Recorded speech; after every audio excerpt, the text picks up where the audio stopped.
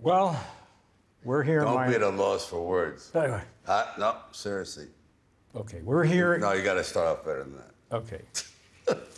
At this moment, we are here in Miami, which is actually where my old great friend and I met 55 years ago. It was actually 5 years ago, but he added an extra 5. Yes, we're getting younger as we speak.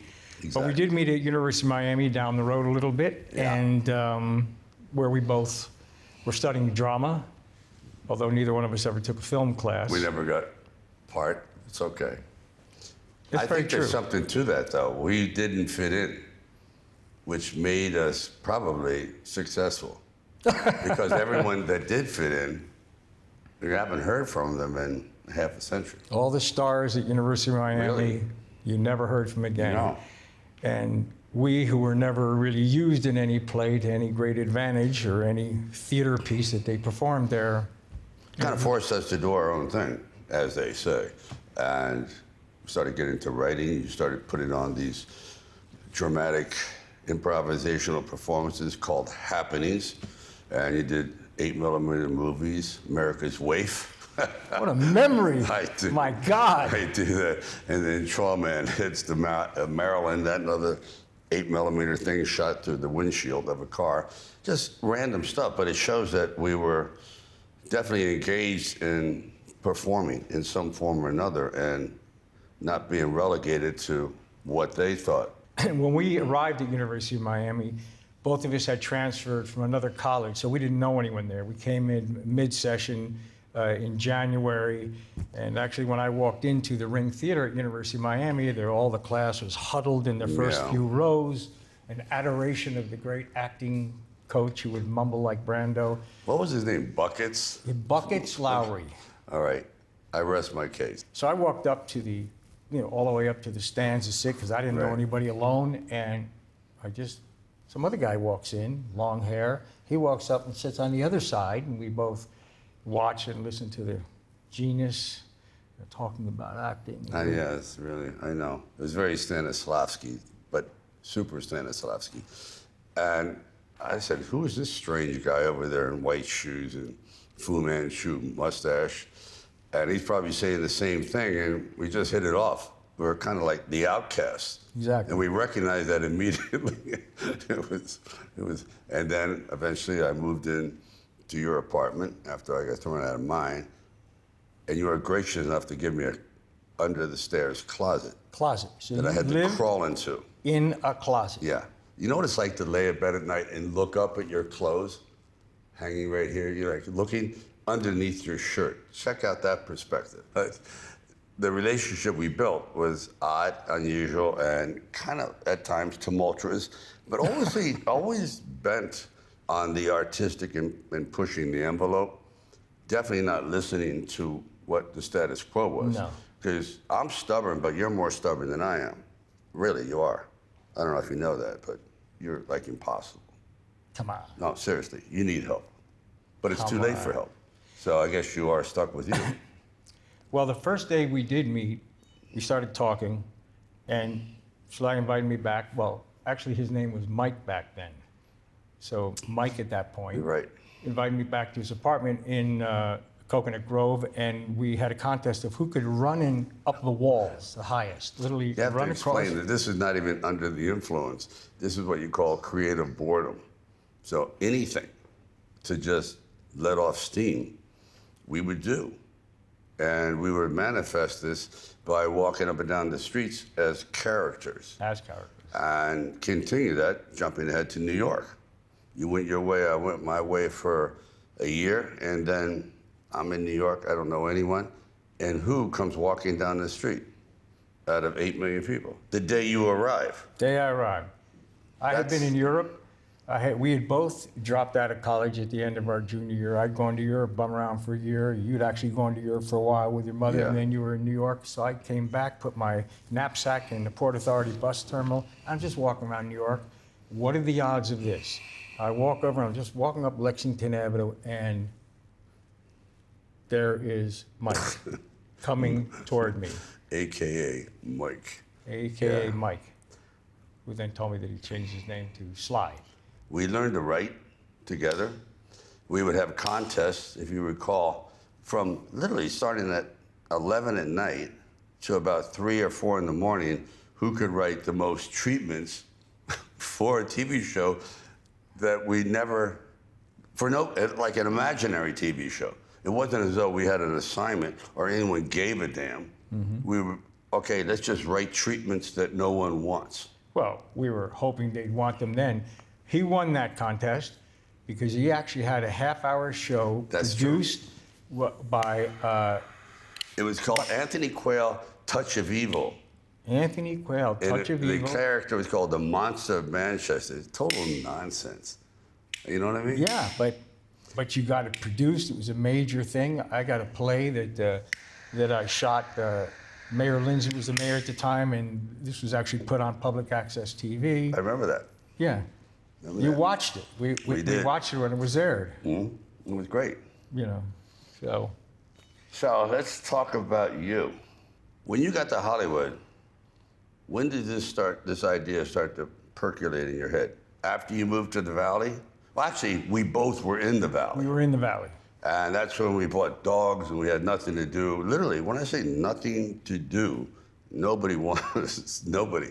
Yet, we continued to write and move around and create things that nobody wanted. Exactly. And I was over near Balboa Park. You were nearby. And what was your first play that you wrote?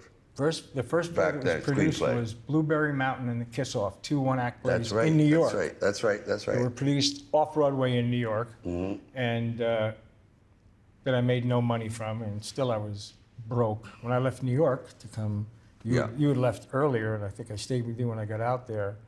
I was broke, nothing.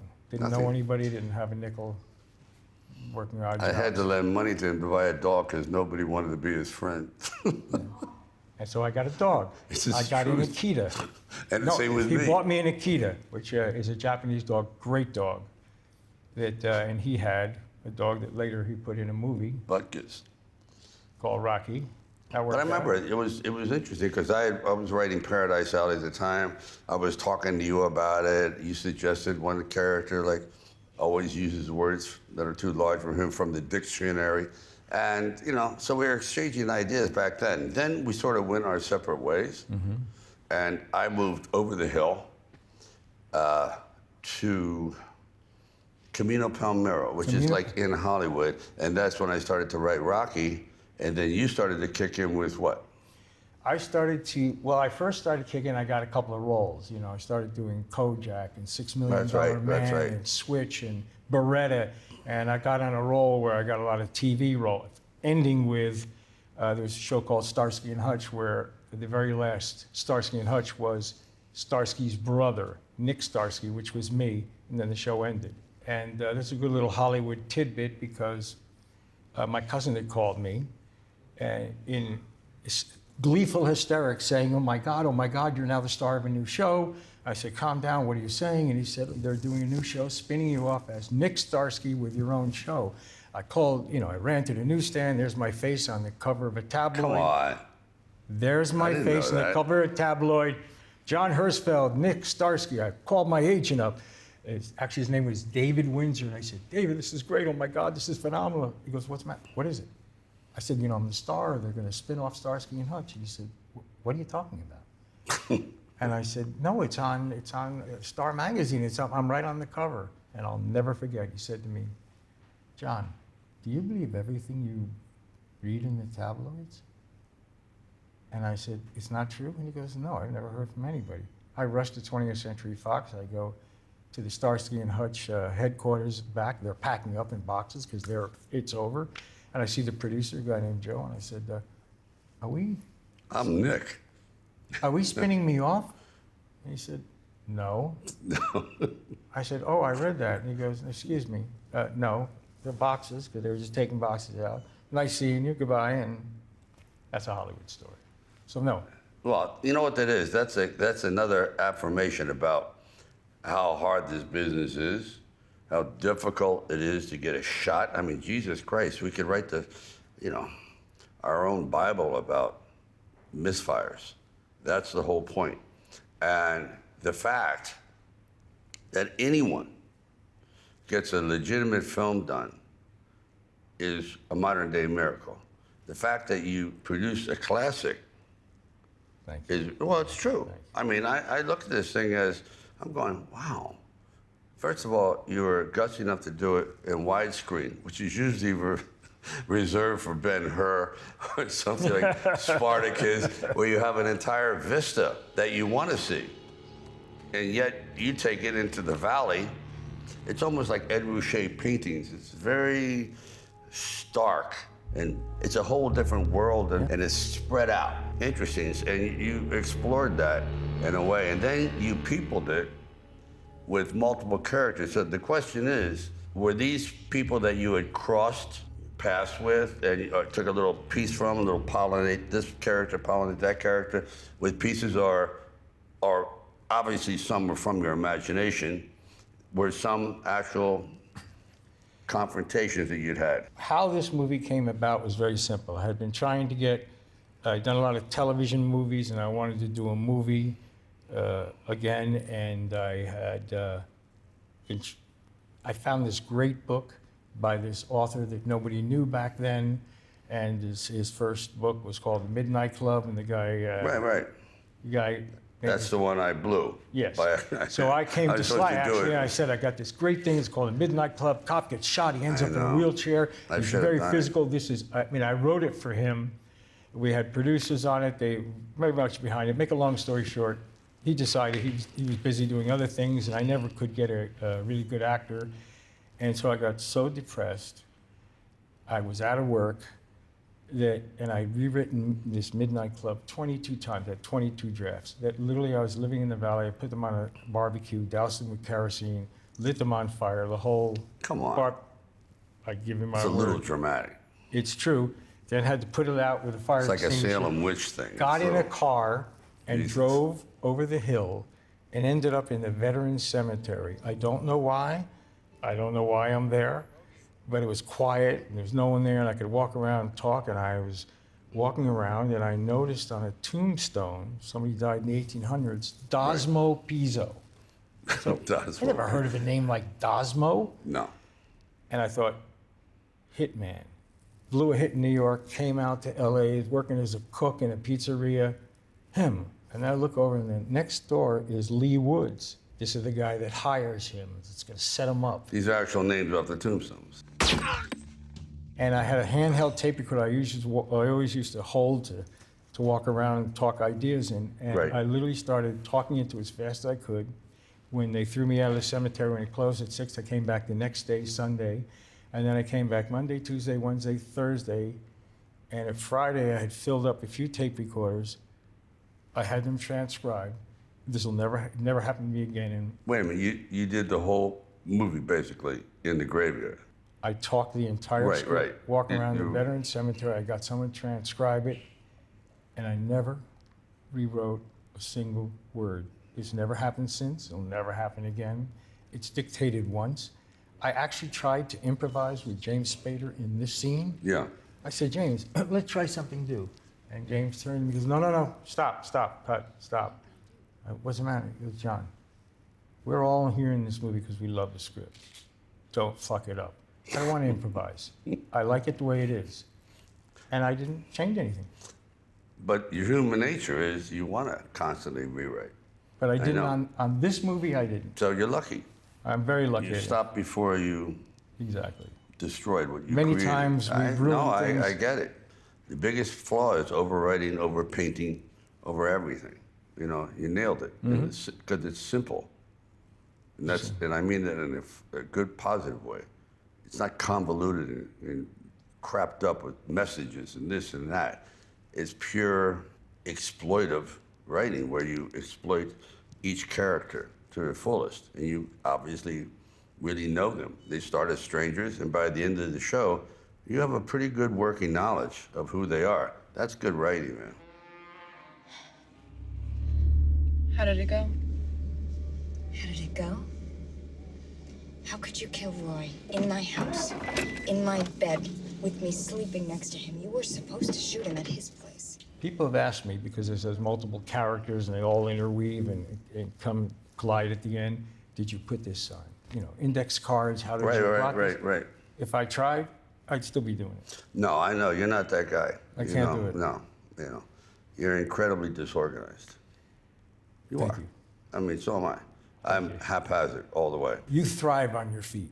Yeah. And maybe that's something we share somewhat in common. You really thrive on your feet. You can walk into the heart of chaos and find order, and that chaos helps you find order. When you choreograph that fight scene, it is the precursor to MMA. Terry hits her with a left and a right, bang, and then Charlize takes it full right hand, bang, perfect. I mean that, and then she goes into an attack mode and tries to start grappling. The other one grapples back. Then you have kicks, thrusts, front kicks. I hate when they say, oh, yeah, there's an action movie, and you see guys blocking this. They don't do that. It never happens. You see MMA fighters. They don't do that. No. They're like, it's chaotic. And that's what it's like. It's not, okay, you kick, I block, you. Try blocking like a guy like that and see what happens. Yeah. It just doesn't, it's impossible. We had built the motel extra wide. Because Yeah. we built the motel to do this big fight. The first Rocky, we did it linear. So by the time we got to the fight, everyone's exhausted. So from every Rocky, from that point on, I did the fight first. The hardest part, get it out of the way, rehearse it for months, and that way you have another 5 to 6 weeks to fix it. So you have your editor working on it, goes, you know, we could use the close-up in the corner. That punch wasn't very good. Something. When we first started, Terry Hatcher throws a punch and literally hits Charlize. And boom, cut, are you okay? We had to put ice, bruise, it started to get black and blue.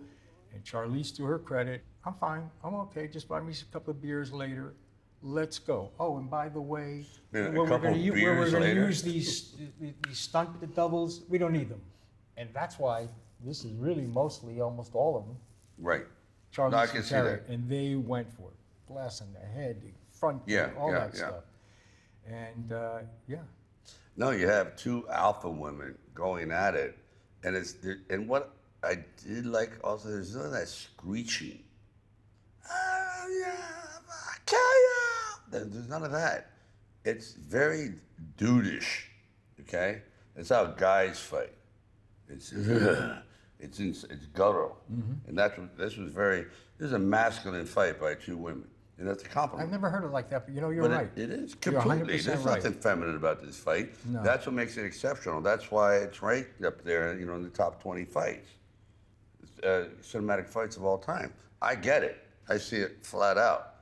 When you see these other preposterous attempts at two women fighting, it just doesn't come off. It looks like, you know, they're rolling around. It's just, fighting is a savage encounter.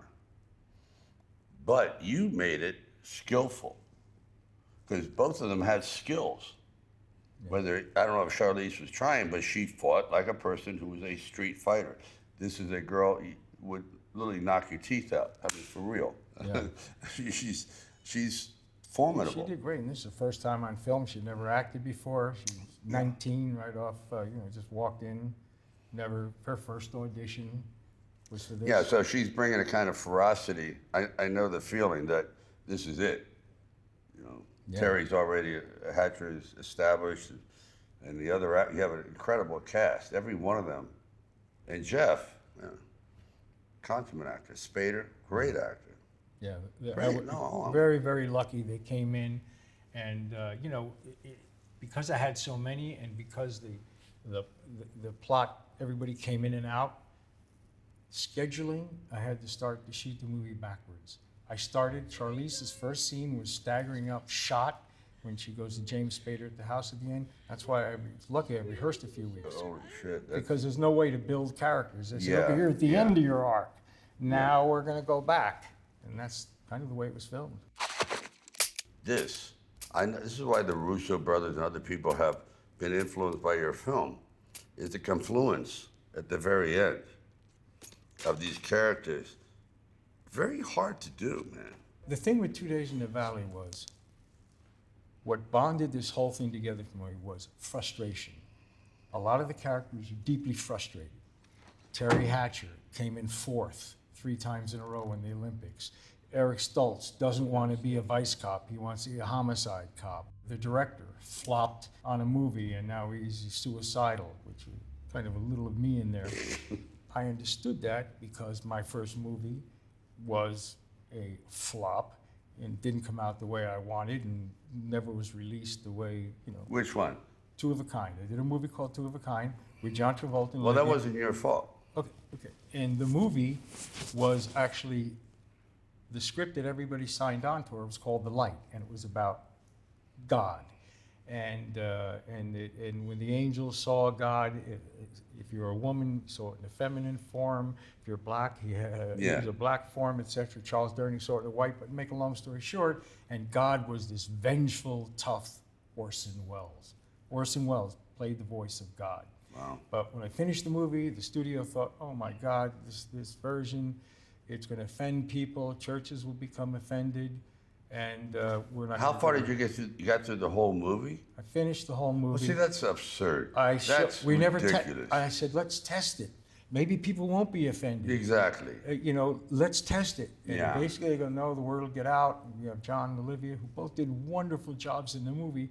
But then I was told either you rewrite all these God scenes, and Orson Welles out the window. Gene Hackman came in and did whatever the different version was. He did a wonderful job, great job, but that wasn't, all those scenes were rewritten, and it didn't, anyway, make a long story short, that movie didn't work, which is why the Paul Mazursky character, when he runs into Austin Pendleton in the park, and he goes, what happened to you? What happened to that movie? Was it a comedy? Was it a drama? Why was the elephants in the movie? It was a metaphor for my frustration, which is what I laced through a lot of these characters. Do you think if you went back and said, okay,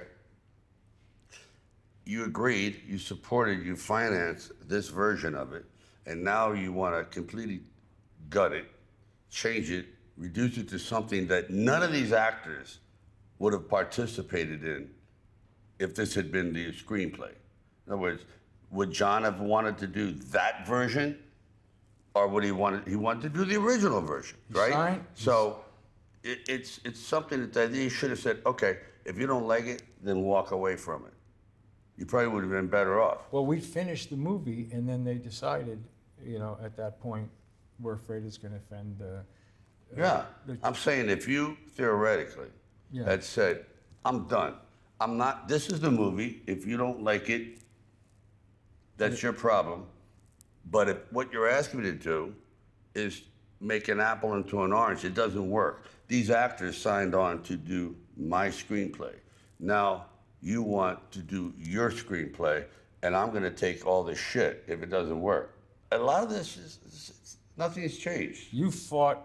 I've known you all the way from the first time you ever acted all the way to now, and you've never given up. You've always forced it. You fought for what you want, tooth and nail. You bled. No, I think you fight more. I do. No, I most actors never, movie stars, never do what you do. You're in the did you ever room. tell anyone about the Charlize story? Have I ever told anyone that? About how you're the only one. You think I should tell it? Mm-hmm. Okay, I'm not going to name names, though. No, but it shows you. Okay, well, you know Because what? I've seen you do this before with Amy Adams and this and that. Okay. And you have an uncanny ability to be dogmatic about a person you believe in. Okay. Against, and this is, I think this is a really cautionary tale for all filmmakers to say how you have to stick to your guns. That's what the story's about, Okay, is you know how what? you don't give up. I don't think I've ever, I never told Charlize this. Charlize came in and she walked in the door and goes, this is the character I wrote. She's the pivotal turning point in the movie. To make a long story short, I had got this great cast and rehearsing, and we came to the read-through where you had Danny, Paul Mazursky, and Terry Hatcher, Jeff Daniels, James Spader, just Keith Carradine, this marvelous cast. All pros. And they all go to the wall in the read-through. Charlize, who'd never been in a read-through, bed very quietly, and she mumbled a little bit, and that night I get a call from a very... So she was completely underwhelming at that time. I didn't think she was underwhelming. No, but you know what I mean. But I yes. get it, because I've been through Yeah, the read-throughs. other- For but people that don't it understand, made some people- actors really act Yeah. at a read-through, and others just, You know, they talk their lines. yeah, they talk. I mean, listen, when I did a read through of 15 minutes, Bob De Niro, he didn't. They do much. don't budge. I get it. I get He it. got barely hear what he said. So but she anyway, was doing Charlize that, never and- acted. So we did the read through, and suddenly I get a call from a very big agent who had a client in the movie, and she says, John, it's late at night. Hello, John. I want to tell you it's okay if the director changes his mind. What do you mean? Well, I heard you had a read through today, and the new actress, the lady who hasn't acted before, wasn't up to par. I said, no, she's great. I've rehearsed it. She's going to be phenomenal. Next phone rings. Another agent calls and says his client quits. He was on a plane. He called me. What do you mean quit? Quit? We're starting to shoot now. She doesn't feel that Charlize, this South African actress, is really up to it. You can't blow your whole movie on someone who's never acted with all these great actors. And I said, and again, I go, it's great. And then one of my producers, who, a wonderful guy, but he said, we got to replace her. And he came with a list of all the, hot actresses at that time. We can replace her. Right. I go, no. Then I get a call from MGM. Studio. And MGM is the studio, and they go, we have a problem, don't we? I go, no, we don't have a problem. And then even my great friend Danny Aiello, whom I love and done 5 movies with, called me, Johnny, this girl's pretty, she's gorgeous and all that, but she didn't speak. I said, Danny, she's great. You're going to love her. She's phenomenal. Don't worry about her.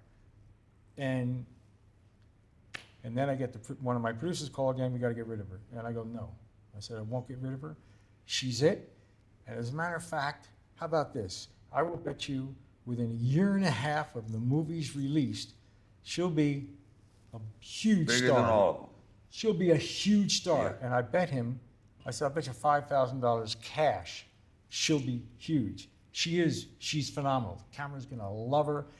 And there you go. So we made the bet. And then the first day, when the first scene we're shooting is her staggering up the driveway, bleeding, going, Lee, Lee, where she has to do her death scene before she does 1 minute alive, I suddenly look and there's everyone from the studio, the president of the studio, the vice president, the third like vice vultures. president, the Reicher studio, every actor in the, everybody who could be there was there around that monitor watching to see if she'd perform, which she did wonderfully. And No. So the moral of the story is, but I know, but you stuck to your guns, and she's now one of the highest paid actresses in the world. yeah, I stuck to my And has guns. had a career since your film at the top level. We have to keep some secrets from you, don't we? In case you forget to call us when you get that insurance check. Exactly.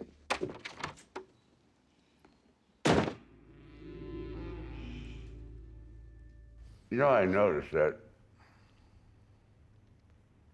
your personality is quite evident in a couple of the characters, which of course, like the director wants to off himself, but he also has the stupid dog. And I mean stupid, I love dogs by the way, but I use that, the goofy dog. And you've always had those dogs, especially these dachshunds type fluffy dogs. And then you cut inside, there's a pit bull dog. And you also had that kind of dog, but it was an Akita. And then you have the character, which, the Jeff Daniels character is like when you get in the mood, I can see that, but you're not as narrow-minded as him. But there's an aspect in there. The James Spader thing, that's pure out of your imagination, because that ain't you. You're not that cold, you're much more compassionate. Actually, you're more the Danny Aiello's role. Yeah. I like that. But I saw distinctly your personality when you go upstairs and there's that dog sculpture with the guy's face on it. I go, where did you see that? You had to see that in an art show.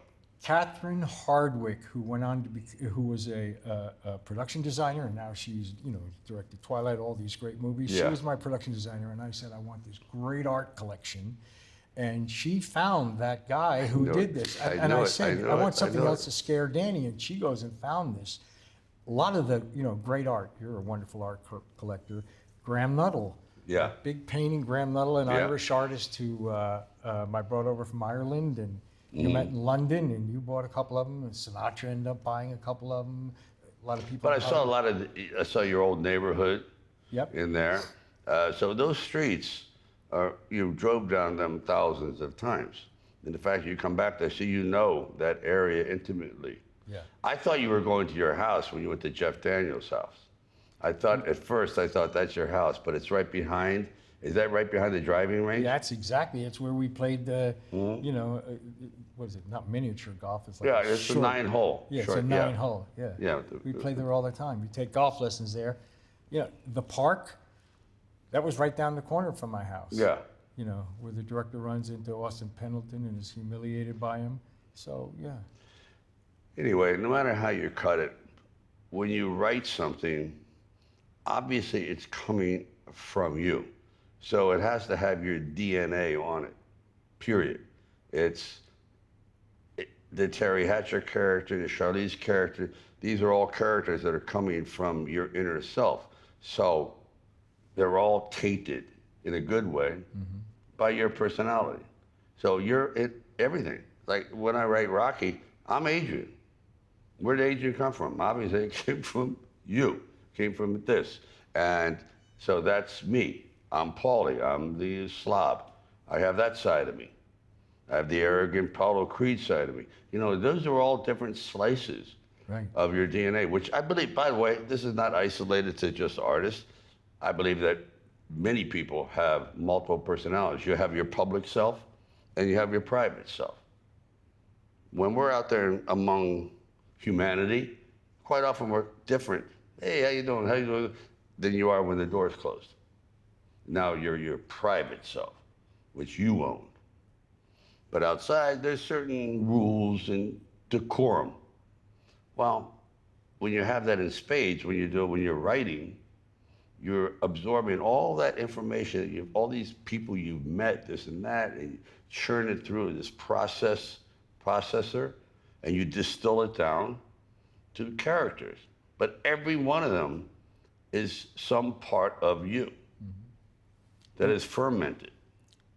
And I think just to capitalize on that, some of the greatest scenes in your movies are when you're alone.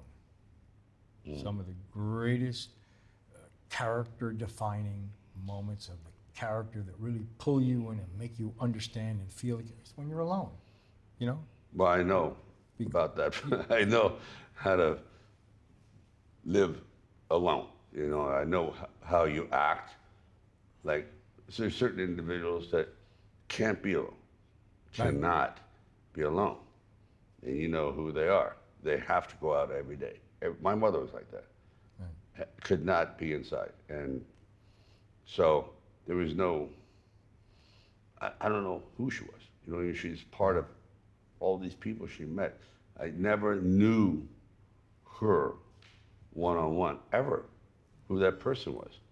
Because that person would never stay in a zone where you could actually be like this and find out, how's this person tick?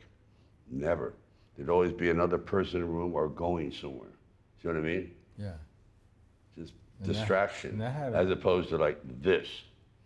I mean, we spent hundreds and hundreds, thousands of hours together, and I still don't know who the fuck you are. Which brings me back in conclusion to Robert Frost's poem, which he says about life. We all dance around in a ring, it's supposed, but the answer sits in the middle and knows, meaning only God has the answer. We all just go around supposing to know, but he knows.